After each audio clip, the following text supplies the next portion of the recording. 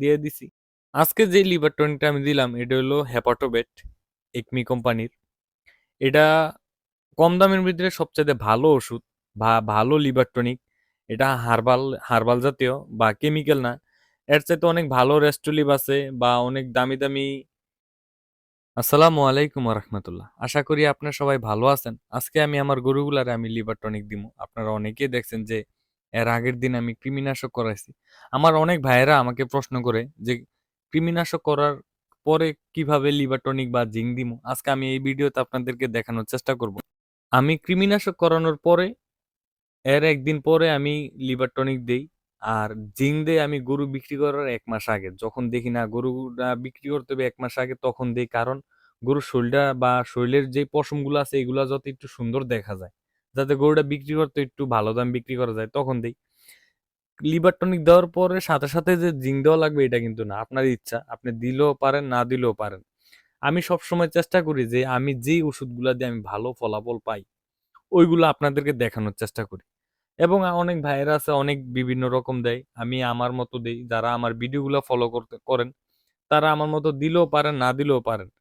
তো এই আজকে আমি লিভার টনিক সবগুলা গরুর আমি সকালবেলা লিভার টনিক দিতেছি, খাবার সাথেই দিয়ে দিছি। আজকে যে লিভার টনিকটা আমি দিলাম এটা হলো হেপাটোবেট, একমি কোম্পানির। এটা কম দামের ভিতরে সবচাইতে ভালো ওষুধ বা ভালো লিভার টনিক। এটা হার্বাল হার্বাল জাতীয় বা কেমিক্যাল না।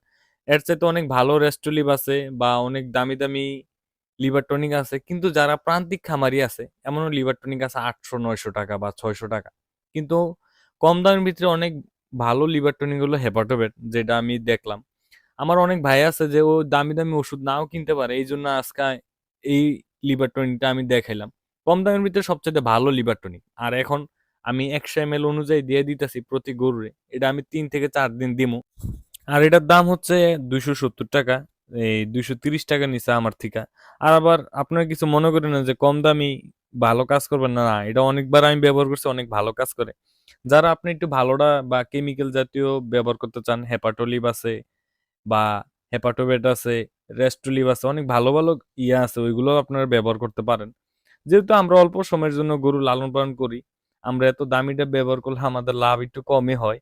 এই জন্য আমরা একটু কম দামের ভিতরে ভালোটা ব্যবহার করি। আর এখন প্রত্যেকটা গরুরে ১০০ ml করে দিয়ে দিতেছি।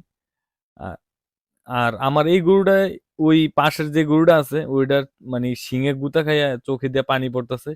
একটু গরম পানির সাথে একটু লবণ গরম করে একটু দিয়ে দিলাম, যাতে যদি ব্যথা থাকে ব্যথাটা ইয়ে হয়ে যায়, যদি চোখে কোনো ময়লা থাকে ওইটাও যাতে বাইরে হয়ে যায়।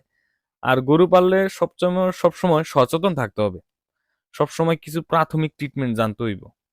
সবসময় খেয়াল রাখতে হবে গরুর।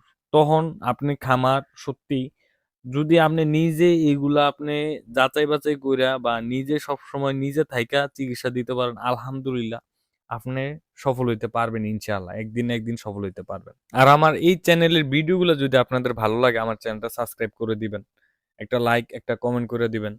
আর খামারে সবসময় চোখ কান খোলা রাখতে হইব। কখন কি হয়ে যায় তা তো বলা যায় না।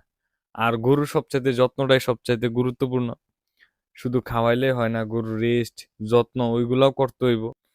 আর লিভার টনিকটা যেই সময় আপনি যদি সকালে দেন এর পরের দিন সকালে দেওয়ার চেষ্টা করবেন, বা যদি বিকালে দেন এর পরের দিন বিকালে দেওয়ার চেষ্টা করবেন। আর হয়তোবা অনেক গরু এইভাবে খাইবো না। আপনারা বোতলে ভরে খাওয়াইলেই ভালো হইব।